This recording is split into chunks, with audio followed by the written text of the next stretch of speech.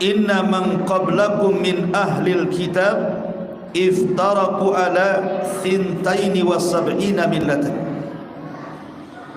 wa inna hadhil ummah sataftariku ala thalathin wa sab'ina thintani wa sab'una finnar wa wahidatun fil jannati wa hiyal jamaah. Dari Muawiyah bin Abi Sufyan radhiyallahu anhuma, dia berkata, sesungguhnya Nabi SAW pernah berdiri di tengah-tengah kami.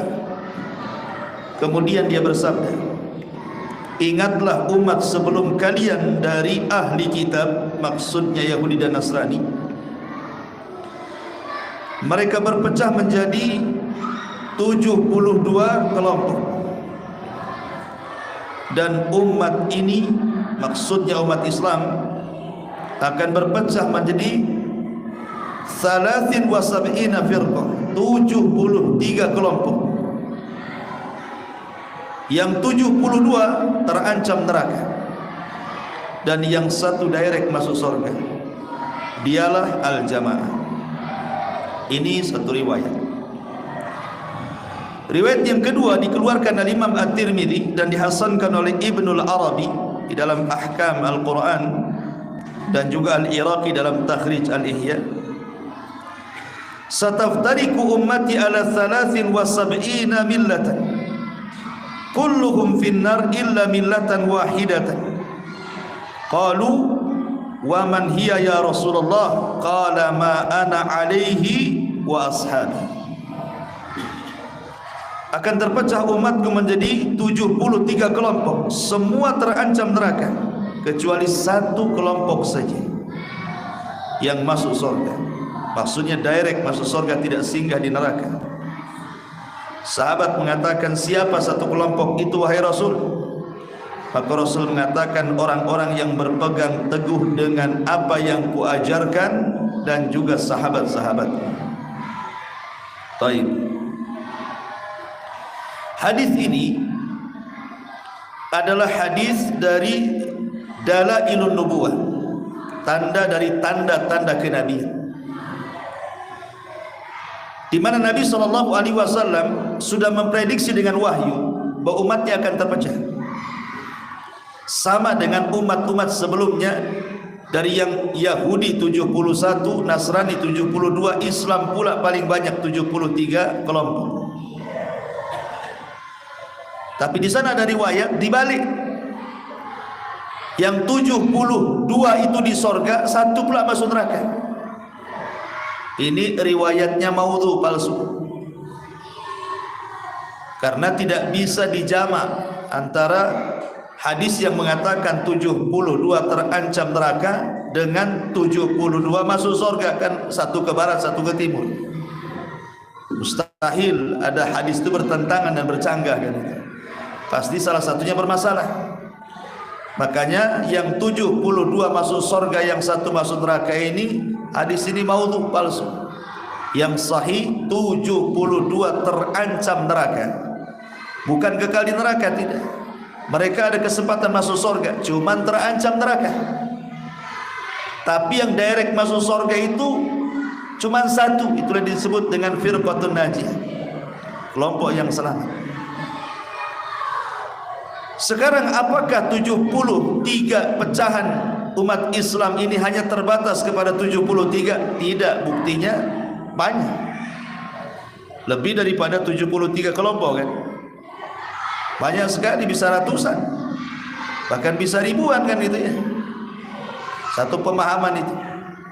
Maksudnya di sini akar perpecahannya itu dari 73 ini baru berkembang begitu.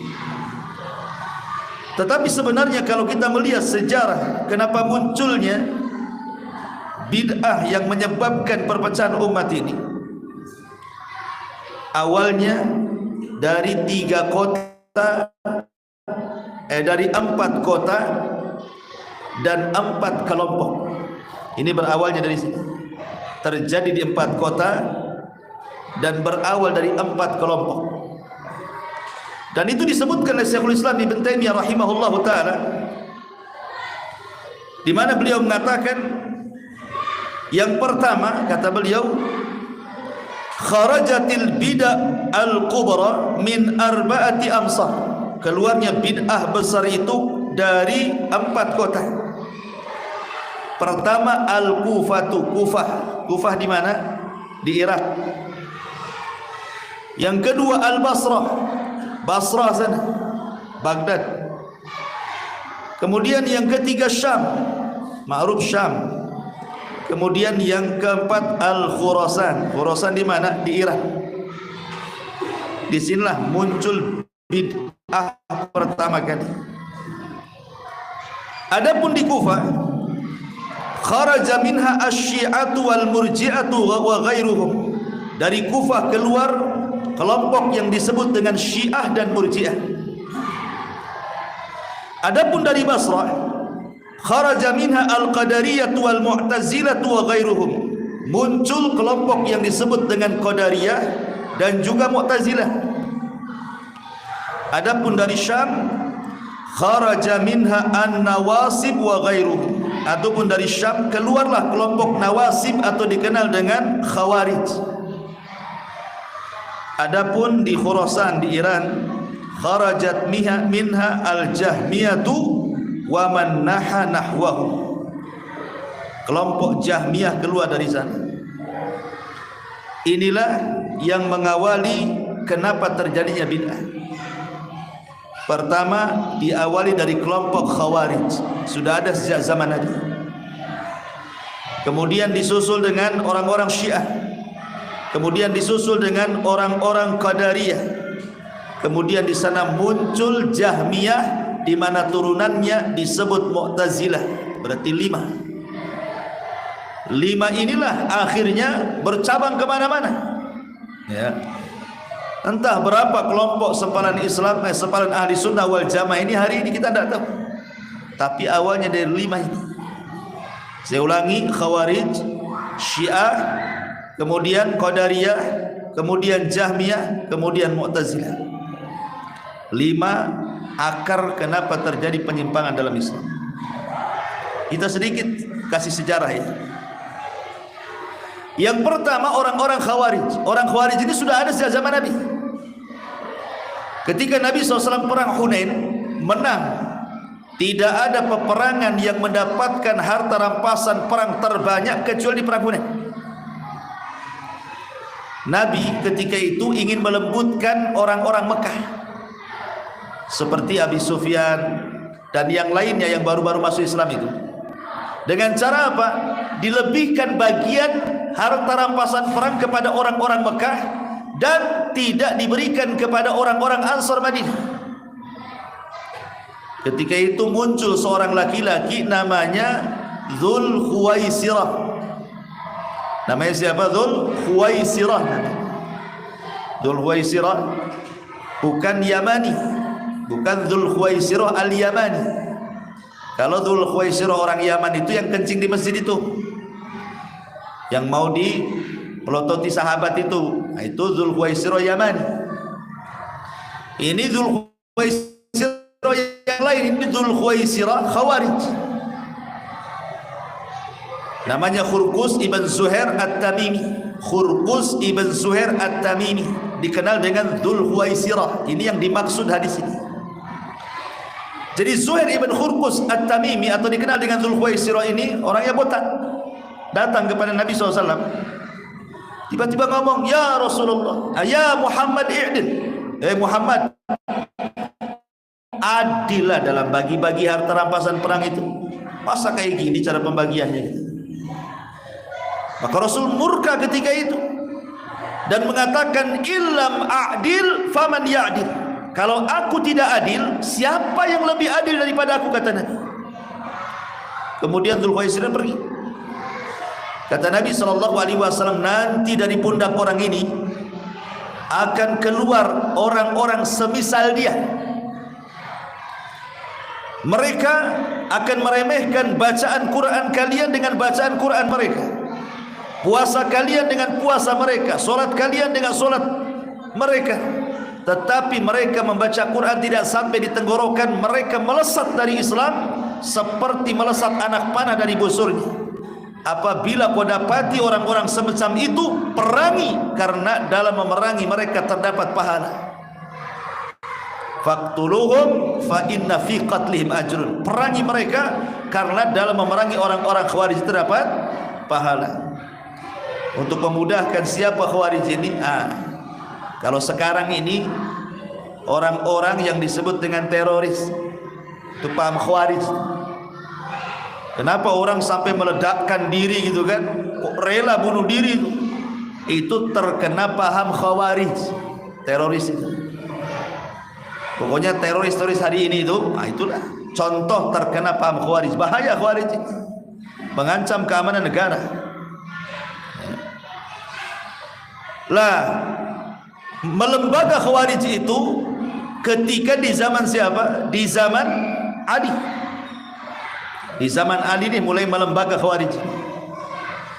Ketika Ali radhiyallahu anhu berperang, perang saudara melawan Muawiyah bin Abi Sufyan yang ada di Syam, gara-gara terbunuhnya Utsman oleh Abdullah ibn Saba al-Himyari al-Yamani. Datang anak-anak muda Sabaiyah ke Madinah, akhirnya membunuh Utsman bin Affan. Ketika itu banyak orang yang tidak terima terbunuhnya Utsman ini. Salah satunya adalah Muawiyah, karena sama-sama dari Bani Umayyah. Sementara Ali ketika diangkat jadi khalifah tidak menangkap pembunuhnya. Pecah kaum muslimin jadi dua. Ali mengatakan, bukan aku tidak mau menangkap para pembunuh Utsman, masalahnya di belakang pembunuh Utsman ini orang ramai, nanti bisa perang besar. Ayo baiat dulu saya, susun kekuatan, baru kita tangkap para pembunuh itu. Tapi kubu Muawiyah tidak, tangkap dulu baru baiat. Kata Ali, baiat dulu baru tangkap. Dibalik gitu. Akhirnya terjadi perang yang disebut dengan perang Siffin. Diawali dengan perang Jamal dari kubu Aisyah, Abdullah ibn Zubair, Zubair ibn Awwam melawan kubu Ali. Kemudian perang lagi yang kedua disebut perang Siffin. Nanti ada perang lagi namanya Nahrawan. Lah perang Siffin inilah yang kemudian menjadikan cikal bakal melembaganya kelompok yang disebut dengan Khawarij. Ketika terjadi peperangan namanya sesama muslimin, perangnya banyak berjatuhan korban, akhirnya berdamailah kedua kubu ini. Ali mengutus Abi Musa al-Ash'ari, sementara kubu Muawiyah mengutus Amr ibn As. Berdamailah di tangan kedua sahabat mulia ini. Sebagian tentara Ali tak terima. Kok bisa damai gitu? Ngapain damai? Dan apa maksudnya Ali itu mengerahkan kami perang? Kalau maksudnya Ali itu mengerahkan kami perang, berarti kita sedang memerangi orang kafir. Muawiyah berarti kafir, kata. Makanya kita perangi. Kalau Muawiyah itu tidak kafir, tidak boleh kita memerangi orang kafir. Jadi yang benar itu Muawiyah kafir atau tidak kafir? Nah gitu. Akhirnya kemudian di antara manhaj orang-orang Khawarij itu salah satunya adalah takfir. Cuman dua, kamu kafirkan atau tidak. Itulah manhaj Khawarij. Makanya bagi mereka pemerintah kita itu disebut taugut. Orang-orang Khawarij menganggap pemerintah kita itu taugut, kafir.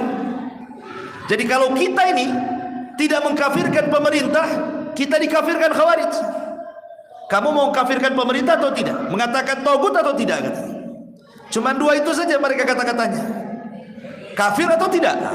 Bahaya itu orang Khawarij. Makanya berawal dari pemahaman takfir, mengkafir-kafirkan, kemudian naik lagi pemberontakan, naik lagi penghalalan darah kaum muslimin. Itulah marhalah pemahaman Khawarij di Baya. Pertama manhaj takfir dulu, dikafir-kafirkan dulu di luar kelompoknya. Dia teroris itu. Mereka mengkafirkan di luar kelompok mereka, bapaknya sendiri dikafirkan. Kemudian melakukan pemberontakan, mau menurunkan pemimpin yang sah. Ini presiden nggak benar ini katanya. Berhukum dengan hukum tagut, turun katanya. Kemudian melakukan peledakan, berawal dari pengkafiran, berakhir dengan pengeboman. Nah, itulah Khawarij. Lah orang-orang yang keluar nih dari kubu Ali ini, padahal pasukannya tuh, mereka mengatakan kepada Ali, "Ya Ali, engkau sudah kafir." Kata Ali, "Kenapa?" "Karena engkau sudah berhukum dengan hukum manusia. Ngapain kau berikan hukum kepada Amr bin As dan Abu Musa al-Asy'ari?" katanya. Dan ketika terjadi perdamaian itu, tidak tertulis kalimat dari Amirul Mukminin, tapi dari Ali bin Abi Thalib. "Kalau engkau bukan Amirul Mukminin, berarti Amirul Kafirin," katanya. "Kalau engkau bukan pemimpin orang mukmin, berarti orang kafir. Kamu itu pemimpinnya orang kafir." Sampai seperti itu. Akhirnya kemudian mereka keluar sekitar 12.000 pasukan Ali keluar dari Ali. Kemudian mereka tinggal di sebuah tempat namanya Harura. Di mana? Di Kufah, di Irak. Di Harura inilah mulai melembaga firqah sesat ini, namanya Khawarij. Dari sini mulai, dari kelompok Harura ini, 12.000 orang. Maka Ali mengutus Ibnu Abbas untuk mendebat mereka. Akhirnya Ibnu Abbas berhasil mengembalikan separuh dari mereka. Dari sini menunjukkan bahwa penanggulangan terorisme itu tidak cukup dengan ditangkap terorisnya, kemudian dieksekusi mati atau disiksa di penjara. Itu yang mereka inginkan. Orang teroris ini kalau ditangkap Densus, di penjara, disiksa, apalagi dibunuh, wah, itu yang mereka mau. Karena mereka merasa ini mati syahid. Kalau disiksa dapat pahala. Nah, itulah keyakinan mereka. Sehingga cara memberantas teroris itu dengan cara apa? Hilangkan syubhat mereka, ajak dialog. Sebagaimana Ali mengutus Abdullah ibn Abbas berdialog dengan orang Khawarij, kan? Separuh kembali, bukan diperangi. Ali bisa saja memerangi mereka, kan? Tapi tetap mengutus Ibnu Abbas, ajak dialog dulu. Karena mereka melakukan seperti itu kan ada syubhat di kepalanya tuh. Syubhatnya itu. Akhirnya kembali separuh, dan yang separuhnya tetap. Yang separuh ini Ali tidak memerangi pada awalnya, karena mereka belum mengacau, hanya mengkritik-kritik saja, mengatakan Ali ini itu macam-macam. Sampai ketika mereka melakukan pembunuhan kepada anak seorang sahabat namanya Abdullah ibnu Khabbab ibnu Arat. Dibunuh nih Abdullah ibn Khabbab ibn Arat ini oleh kelompok Khawarij yang ada di Harura itu. Sampai jariah yang sedang hamil itu dibedel, kemudian dimutilasi lagi bayinya. Sampailah ke telinga Ali, oh tidak bisa, mereka sudah menghalalkan darah, membunuh sahabat mulia, anak dari sahabat mulia Khabbab ibn Arat. Maka Ali mengutus pasukan untuk membinasakan Khawarij. Dibinasakan semuanya. Tapi sayang banyak yang selamat. Kebanyakan mereka terbunuh, tapi ada yang selamat. Yang selamat inilah menjadi cikal bakal Khawarij sejak melembaganya di zaman Ali sampai hari ini, bahkan sampai kiamat dibangkitkan. Dan Khawarij tidak bisa diberantas habis. Kenapa? Karena Rasul mengatakan yang terakhir dari mereka akan menjadi para pengikut Dajjal. Berarti tidak bisa teroris diberantas, sudah bisa. Setiap diberantas datang lagi yang baru, setiap diberantas datang lagi yang baru, dan yang terakhir akan menjadi pengikut Dajjal. Ya hanya bisa ditekan aja lah gerakannya, tidak bisa diberantas kan itu. Nah ini sedikit tentang kisah Khawarij. Kemudian Khawarij muncul, ini firqah pertama di zaman Nabi.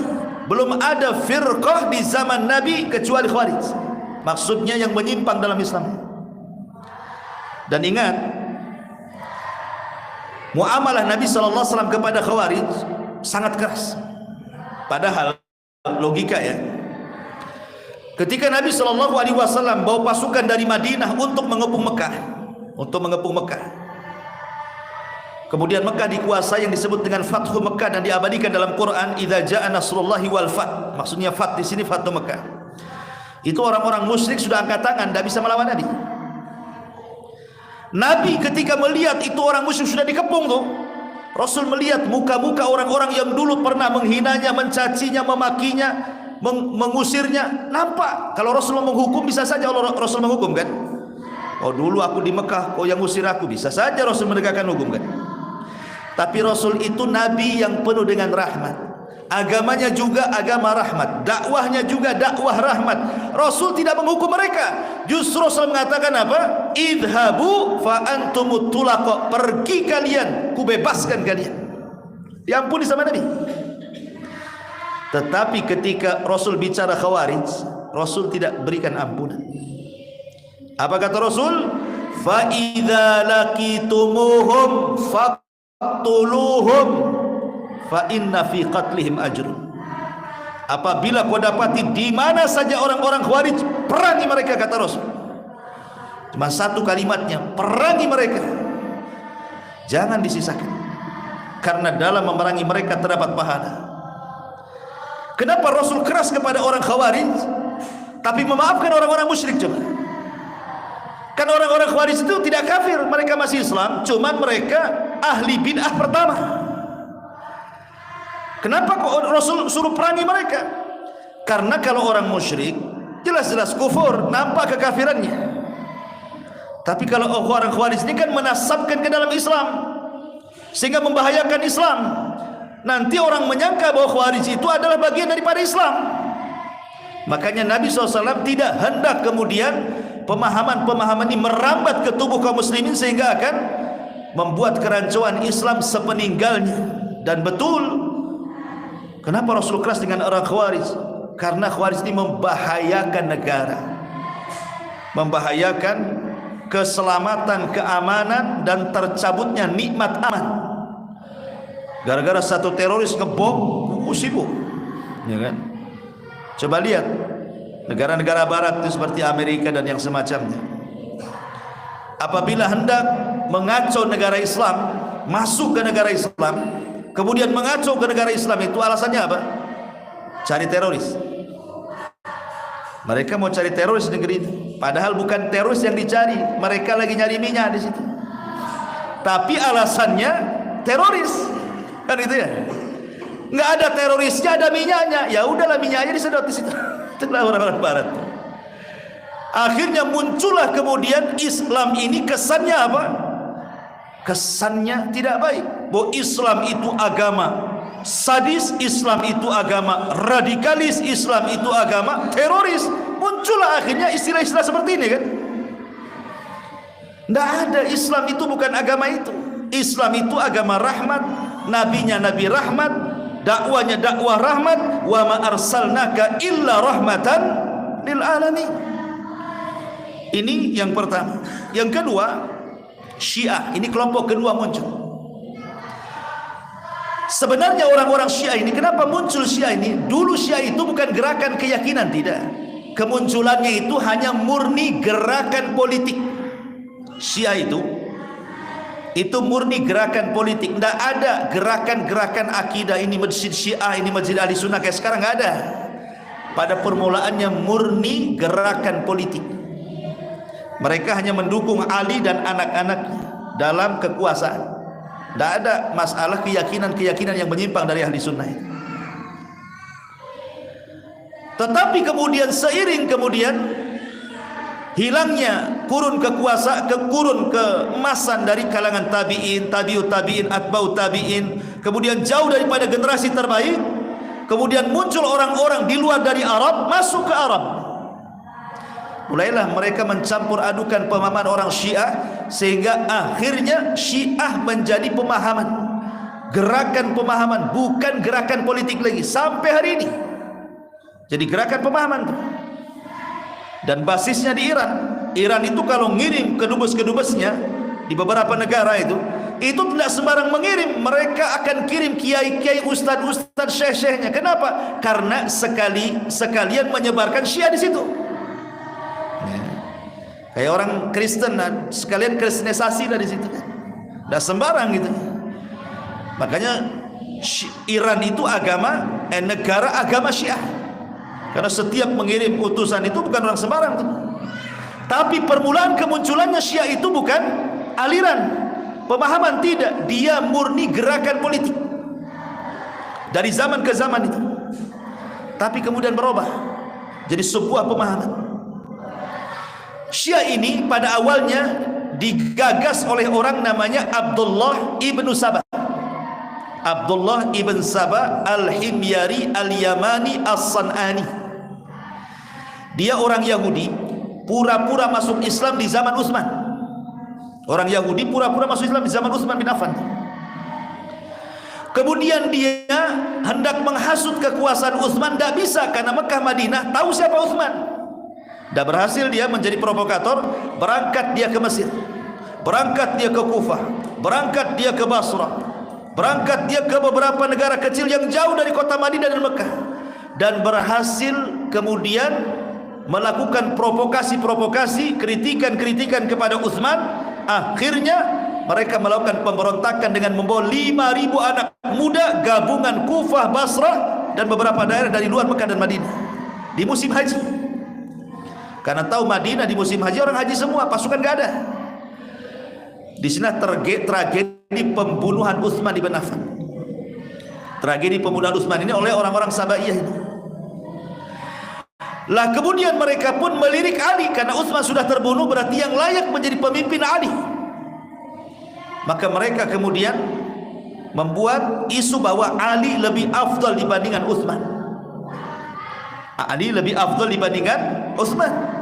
Sampai akhirnya Abdullah ibn Sabah memasukkan keyakinan Yahudinya ke dalam Islam dengan cara apa? Menuhankan Ali radhiyallahu anhu. Sehingga ketika itu ada kelompok yang disebut Sabaiyah datang kepada Ali radhiyallahu anhu dan mengatakan, "Antal ilah." Hei Ali, engkau Tuhan kami, katanya. Oh, marah Ali. Oh, dia dituhankan pula. Karena Ali merasa marah, Ali pun kemudian membuat parit, kemudian diletakkan kayu-kayu bakar, kemudian dinyalakan. Kemudian Ali mengatakan, siapa yang tidak tobat mengatakan saya Tuhan, kubakar dia. Kubakar dia.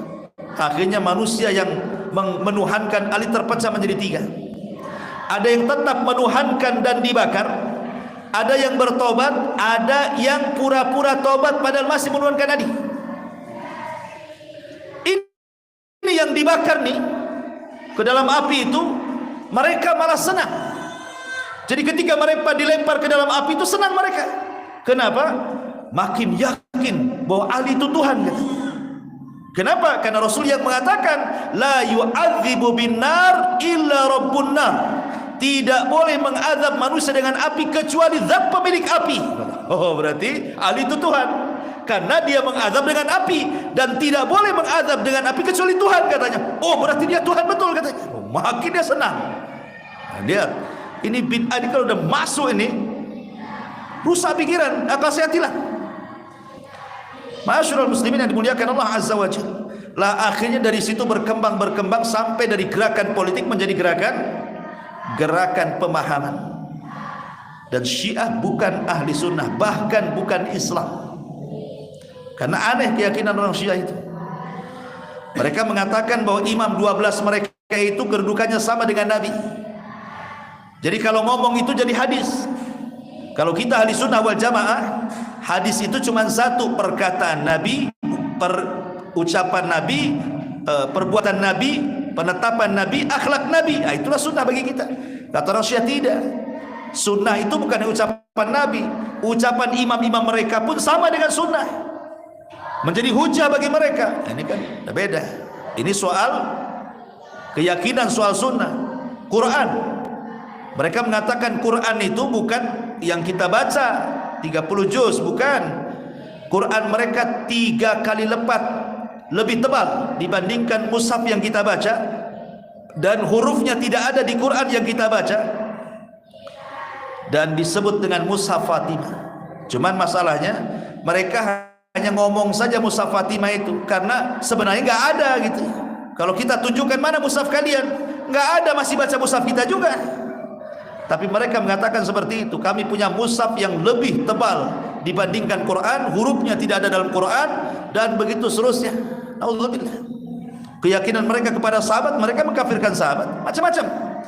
Makanya kelompok kedua ini parah, orang-orang Syiah ini. Ini yang kedua. Kemudian firqah yang ketiga muncul Qadariyah. Ini di zaman Abdullah ibn Umar radhiyallahu anhu. Qadariyah itu ada di Basrah. Nama pendirinya Ma'bad al-Juhani. Nama pendiri Qadariyah ini siapa? Ma'bad al-Juhani. Lah Ma'bad al-Juhani ini ikhwatu fiddin yang dimuliakan Allah Subhanahu wa taala. Jadi suatu ketika ada orang datang dari Basrah ke Hijaz menemui Abdullah ibn Umar radhiyallahu anhu dan mengatakan, "Ya Ibnu Umar, di Basrah ada orang yang cara berfikirnya itu cerdas," katanya. Banyak orang yang ngaji sama dia, namanya Ma'bad Ibnu Ali al-Juhani. Kemudian Ibnu Umar mengatakan, apa yang dikatakan dia? Dia mengatakan soal takdir itu al-amrul unuf, bahwa perkara itu adalah al-unuf. Unuf itu artinya baru. Perkara itu adalah baru, Allah tidak tahu. Allah itu akan tahu kalau manusia itu berbuat. Kalau manusia belum berbuat, Allah tidak tahu. Jadi mereka menafikan ilmu Allah. Makanya keyakinan Qadariyah itu belum ada surga, belum ada neraka sampai hari ini. Kenapa? Karena Allah tidak tahu mana penghuni surga, mana penghuni neraka. Kan menasabkan Allah jahil ini kan bahaya. Masa Allah jahil?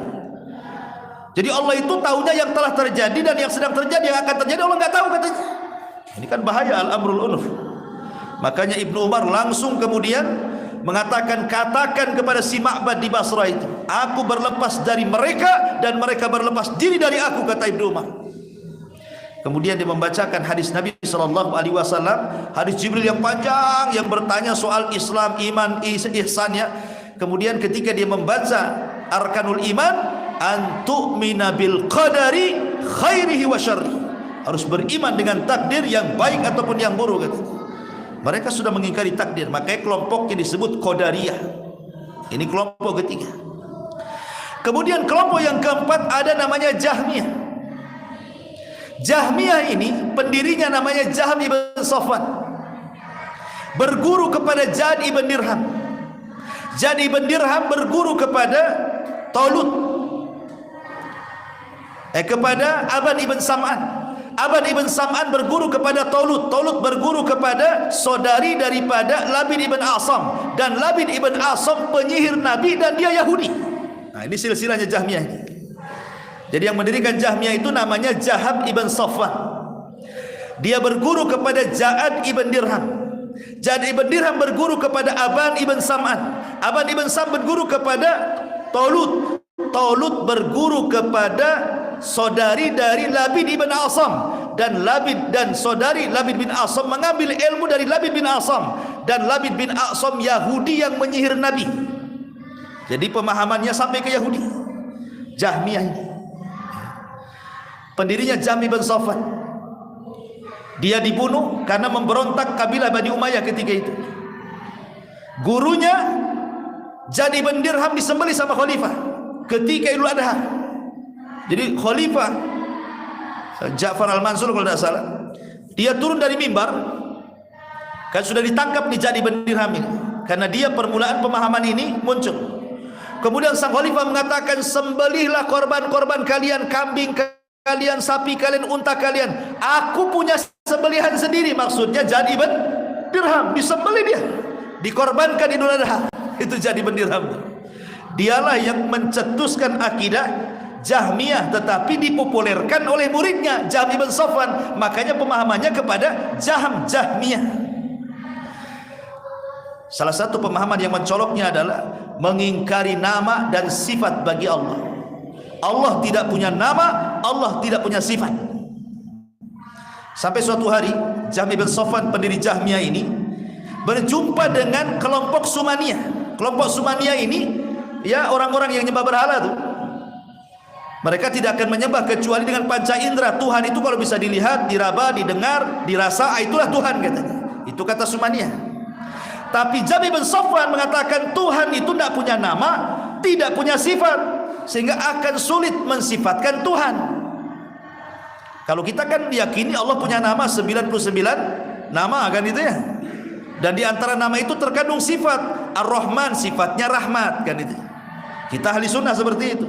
Tapi mereka enggak ada nama, enggak ada sifat, gitu. Berjumpa nih dua kelompok ini, debat. Ya. Salah satu pertanyaannya adalah, jadi orang-orang Sumaniyah ini bertanya kepada Jahm bin Safwan, "Hei Jahm, saya ingin tanya, sif lana rabbak." Coba sifatkan Tuhanmu kepada kami. Bingunglah Jahm bin Safwan ditanya seperti itu. Mau disifatkan tak punya sifat, mau dinamakan tak ada nama. Gimana cara jawabnya? Akhirnya dia tidak bisa jawab. Dia mengatakan tunggu jawabannya 40 hari berikutnya.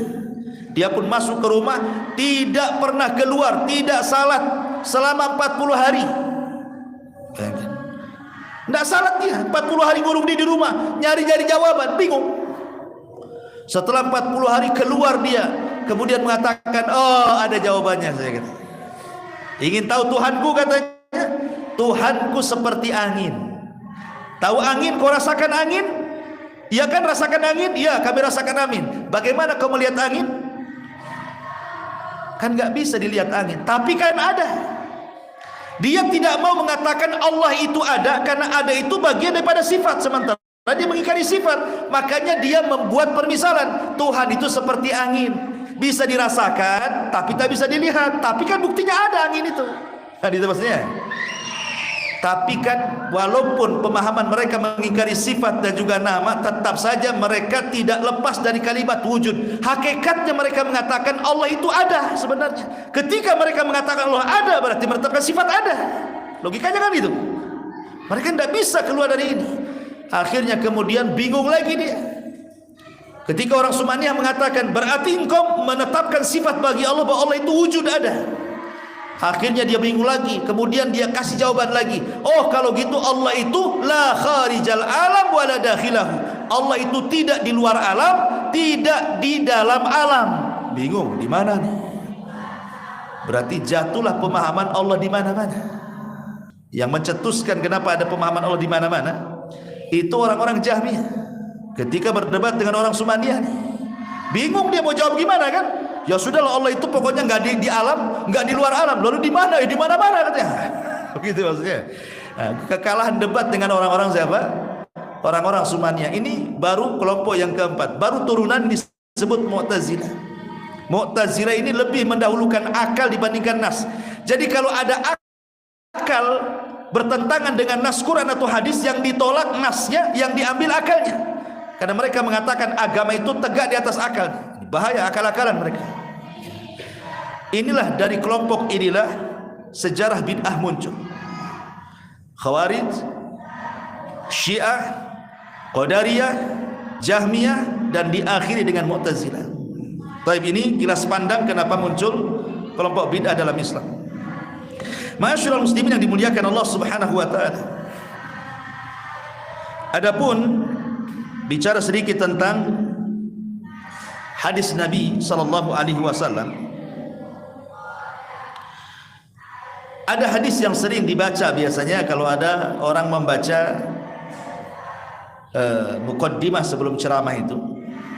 Fa inna asdaqal hadithi kitabullah, khairal huda huda Muhammadin sallallahu alaihi wasallam, wa syarrul umuri muhdatsatuha, wa kullu muhdatsatin bid'ah, wa kullu bid'atin dhalalah, wa kullu dhalalatin finnar. Nah, sering kita dengar kalimatnya. Hadis ini sahih karena diriwayatkan di banyak riwayat, di antaranya Ibnu Abi Hatim dalam Jarh wa Ta'dil, Ibnu Majah dalam Sunannya, Abul Fudail, dan begitu seterusnya. Ma'ruf hadis ini. Tapi masalahnya tambahan wa kullu bid'atin dhalalah wa kullu dhalalatin finnar. Wa kullu dhalalatin finnar ini yang jadi masalah, kalimat terakhirnya. Setiap bid'ah itu di neraka. Karena redaksi hadis Muslim dan juga hadis-hadis yang lain tidak ada setiap kesesatan itu di neraka, tidak. Sampai kalimatnya setiap bid'ah sesat, titik sampai di sini. Tidak ada kalimat setiap kesesatan di neraka. Sehingga para ulama mengatakan tambahan itu adalah syad, baik syad secara sanad ataupun syad secara matan. Maksudnya gimana? Masyarul muslimin yang dimuliakan Allah Azza, ada yang mengatakan bahwa syadnya secara matan karena kesesatan itu tidak mengharuskan di neraka. Karena terkadang orang itu tersesat kemudian diampuni kesesatannya, terkadang dia tersesat dan tidak diampuni kesesatannya. Jadi tidak semua kesesatan masuk, itu maksudnya. Ada juga kesesatan yang diampuni, akhirnya masuk surga. Contoh hadis Nabi sallallahu alaihi wasallam, "Idza ijtahada mujtahidun fa akhta'a falahu ajrun wahid wa in asaba falahu ajrani." Apabila seorang mujtahid beristihad salah pula, kalimat salah ini bahkan sesat artinya, ya, tersesat dia karena salah. Tapi karena dia seorang mujtahid, diampuni kesalahannya. Tapi kalau dia benar, dia dapat 2 pahala. Sehingga ulama mengatakan bahwa kalimat setiap bid'ah sesat dan setiap kesesatan neraka, kalimat setiap kesesatan di neraka ini tidak bisa kemudian diartikan secara mutlak. Enggak. Makanya ulama mengatakan riwayat ini syadz. Syadz itu menyelisihi yang thiqah ke paling lebih thiqah itu kalau serasanan, tapi matannya dia menyelisih matan yang banyak yang tidak ada tambahan. Tapi walaupun demikian, banyak ulama mengatakan secara makna sahih. Tetapi nanti akan ada rinciannya, ikhwatu fiddin yang dimuliakan Allah. Karena sudah isya ya. Sudah isya nih. Ya. Nanti yang paling penting habis isya, ini rincian bid'ah seperti apa. Ini yang paling penting supaya paham, supaya jangan suka membid'ah-bid'ahkan orang. Karena ada amalan yang dianggap bid'ah ternyata bukan bid'ah. Amalan itu bukan bid'ah tapi kita bid'ahkan. Atau amalan itu jelas-jelas bid'ah tapi kita sunnahkan. Gitu ya. Apakah setiap bid'ah itu pelakunya di neraka atau tidak? Apakah setiap bid'ah itu kafir atau tidak? Ataukah setiap bid'ah itu nanti rinciannya, ya, supaya paham, supaya jangan salah paham. Karena di masyarakat ini orang hanya mendengar-dengar ustaz ngomong begini, akhirnya ngikut, ya kan? Akhirnya jadi keraslah dia, seolah-olah semua yang tidak sunnah bid'ah. Kemudian yang merasa dibid'ah-bid'ahkan tidak terima pula dia, akhirnya ngelempar tuduhan macam-macam, akhirnya pecah lah kan itu. Maka harus didudukkan semuanya supaya jangan salah paham. Subhanallah bihamdika asyhadu an la ilaha illa anta astaghfiruka wa atubu ilaik. Allahu ta'ala alam. Assalamualaikum warahmatullahi wabarakatuh.